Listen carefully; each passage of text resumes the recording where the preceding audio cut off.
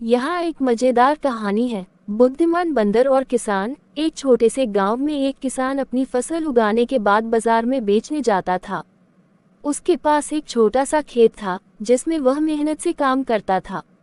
उसके खेत के पास एक बड़ा पेड़ था और उस पेड़ पर कई बंदर रहते थे। किसान दिन भर खेत में काम करता और रात में थका हुआ घर वापस लौटता। एक दिन किसान ने देखा कि उसके खेत की सब्जियां चोरी हो रही हैं।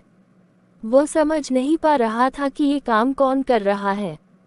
उसने बहुत कोशिश की लेकिन उसे कुछ नहीं मिला। फिर एक दिन उसने पेड़ के नीचे बैठकर छिपकर देखना शुरू किया। जैसे ही किसान ने पेड़ की ओर ध्यान दिया, उसने देखा कि बंदर उसकी सब्जियां खा रहे थे।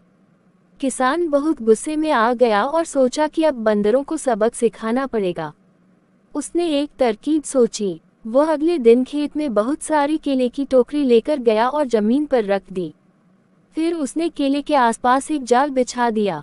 रात को जैसे ही बंदर आए, वे केले देखकर खुशी खुशी उनकी तरफ दौड़े।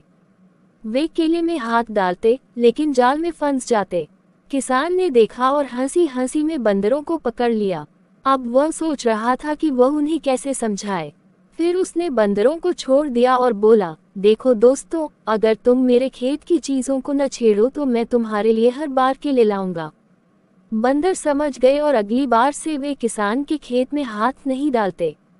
किसान ने अपनी समझदारी और धैर्य से बंदरों को अपना दोस्त बना लिया और अब उसका काम भी चलता था और बंदर भी खुश थे। सिख, अगर तुम अपनी समस्या का समाधान धैर्य और समझदारी से करो तो वह आसानी से हल हो सकती है।